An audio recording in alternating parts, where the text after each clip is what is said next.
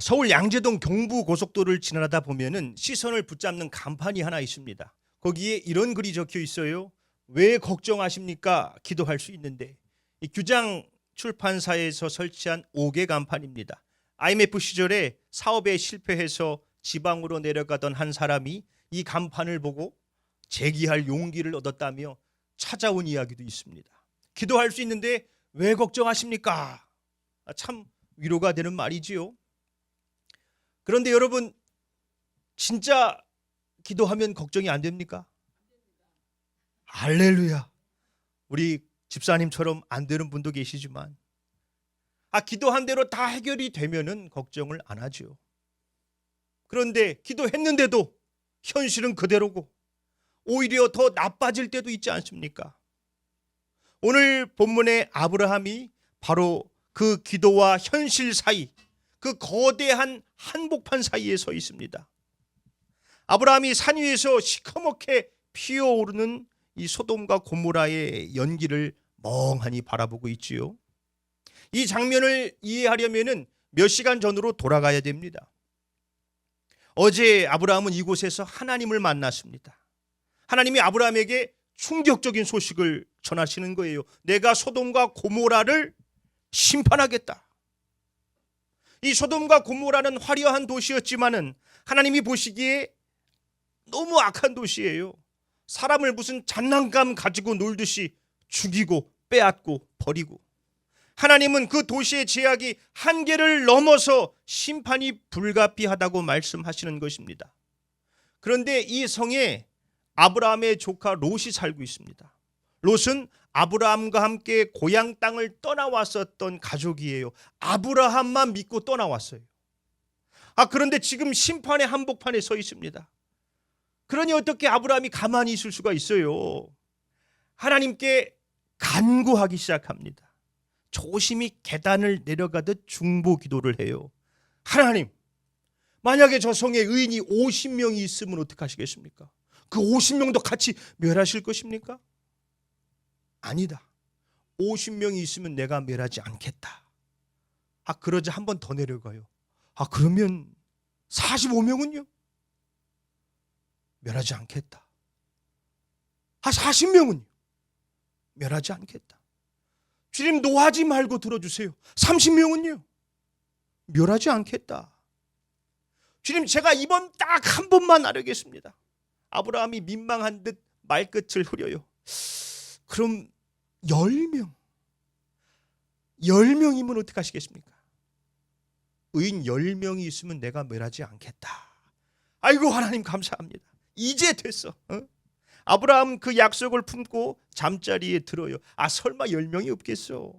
롯이랑 그 가족들도 있고 이웃들도 있을 텐데 하나님이 약속하셨으니까 반드시 길이 있겠지. 아브라함은 아침 일찍 일어나서 어제 하나님 앞에 섰던 그 자리로 달려갑니다. 본문 말씀 27절이지요. 아브라함이 그 아침에 일찍이 일어나 여호와 앞에 서 있던 곳에 이르러 확인하고 싶었겠지요. 간밤에 아무 일도 없었겠지. 그런데 어떻게 됐습니까? 28절 말씀.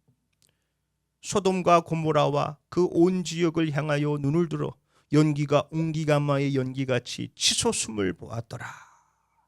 아브라함의 눈에 들어온 것은 구원의 깃발이 아닌 모든 것을 태워버린 시커먼 연기입니다. 이 연기를 보면서 아브라함이 무슨 생각을 했을까요? 10명이 없어? 그럴 리가 없는데.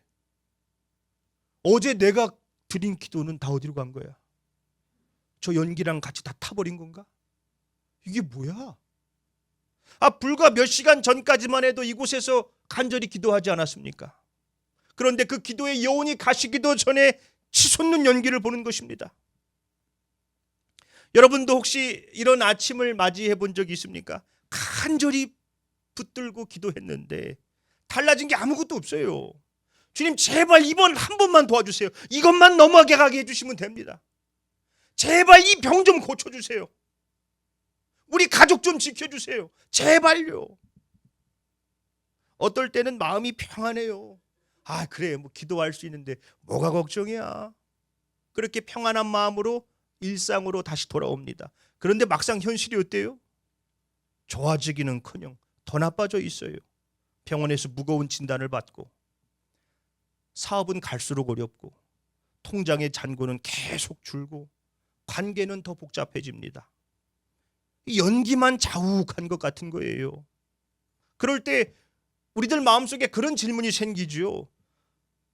내가 드린 기도는 다 어디 갔나? 하나님이 뭐 듣기는 하는 거야? 기도해도 아무런 변화도 없는데 뭐하러 기도를 해? 현실의 연기가 짙으면 짙을수록 하나님의 얼굴이 보이지 않습니다. 기도해도 아무런 소용도 없다고 느껴지지요. 그런데 오늘 말씀은 그 연기가 끝이 아니라는 거예요.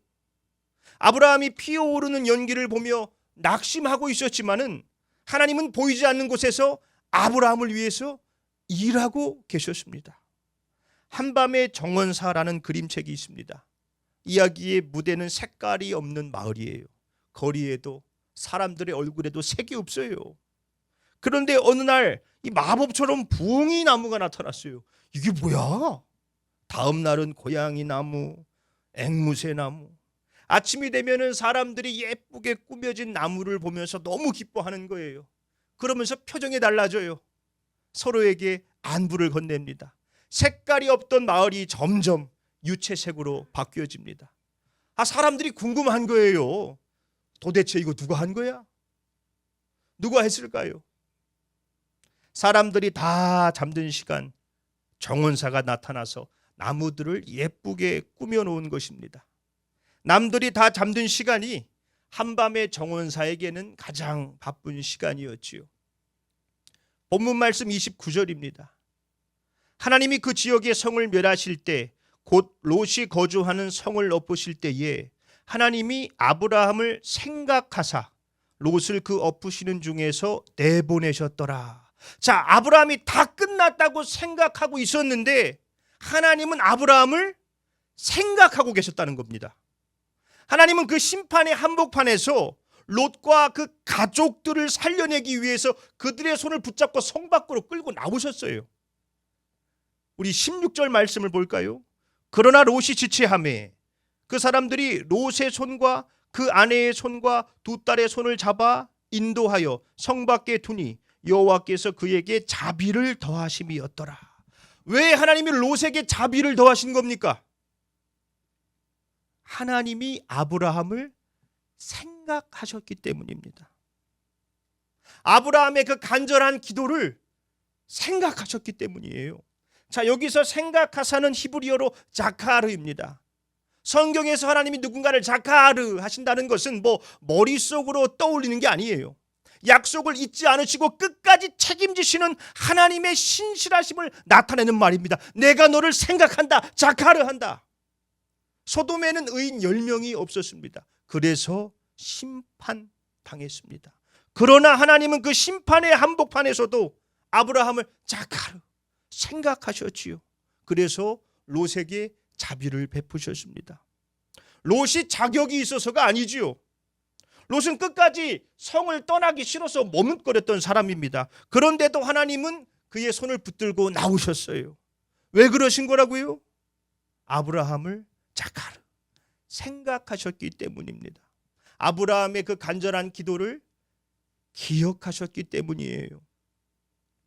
사실 이 소돔과 고모라는 남 이야기가 아닙니다.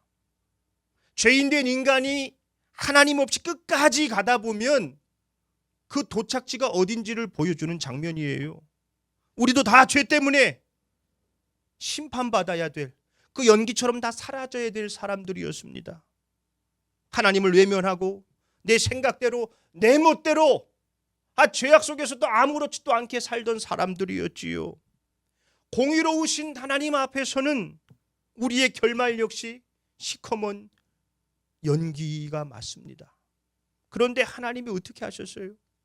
로마서 5장 8절 우리가 아직 죄인 되었을 때에 그리스도께서 우리를 위하여 죽으심으로 하나님께서 우리에 대한 자기의 사랑을 확증하셨느니라. 하나님은 우리를 사랑하셨습니다. 우리가 자격이 있어서가 아니지요. 요한일서 4장 10절 사랑은 여기 있으니 우리가 하나님을 사랑한 것이 아니요 하나님이 우리를 사랑하사 우리 죄를 속하기 위하여 화목제물로 그 아들을 보내셨습니다. 하나님이 우리를 사랑하셔서 우리의 죄를 사하시기 위해서 아들 예수 그리스도를 보내주셨지요. 요한복음 3장 16절 하나님이 세상을 이처럼 사랑하사 독생자를 주셨으니 이는 그를 믿는 자마다 멸망하지 않고 영생을 얻게 하려 하심이라. 이 십자가는 겉으로 보면 짙은 연기입니다. 모든 것이 끝난 것 같은 자리. 그러나 하나님은 그 연기 속에서 구원을 이루셨습니다. 우리가 받아야 할 죄의 심판을 예수님이 대신 다 받으심으로 우리를 사망에서 건져내셨습니다. 우리에게 영원한 생명을 주셨지요. 그렇습니다. 예수 그리스도의 십자가가 하나님이 우리를 자카르 생각하신다는 증거입니다. 너는 이제 내 아들이다, 내 딸이다. 내가 너를 끝까지 책임질 것이다. 난 신실한 하나님이다. 때로는 우리의 인생에 연기가 자욱할 때가 있어요. 그럴 때는 하나님이 보이지 않는 것 같습니다. 그러나 그 순간에도 하나님은 우리를 자카르 생각하고 계시고 우리를 위하여 일하고 계신다는 거예요.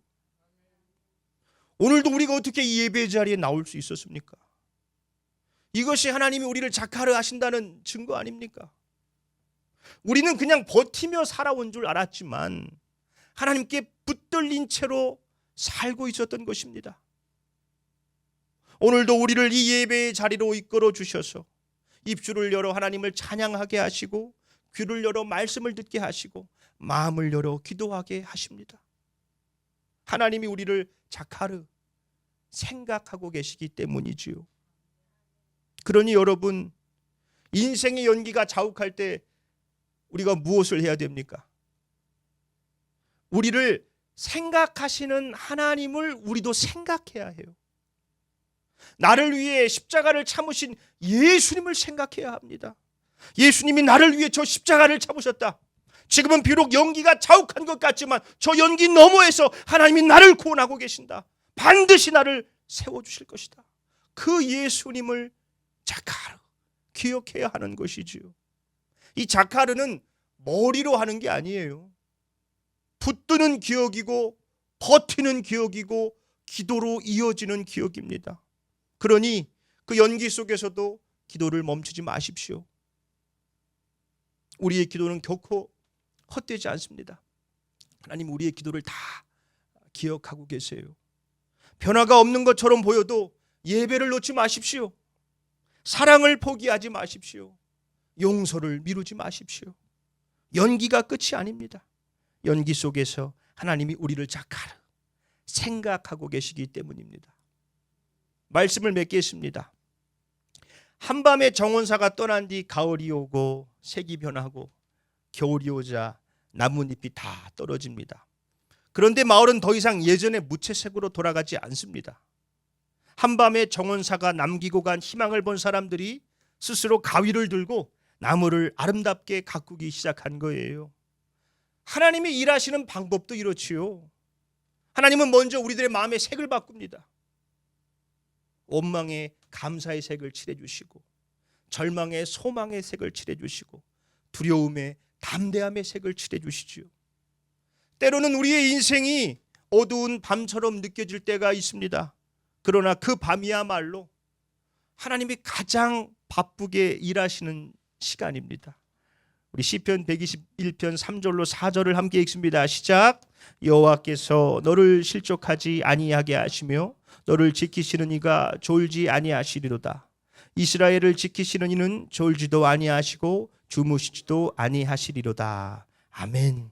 우리를 이렇게 자카르 생각하시는 하나님을 우리도 자카르 기억하는 믿음의 사람들이 되기를 소망합니다. 하나님은 오늘도 우리를 생각하사 우리를 위해 일하고 계십니다.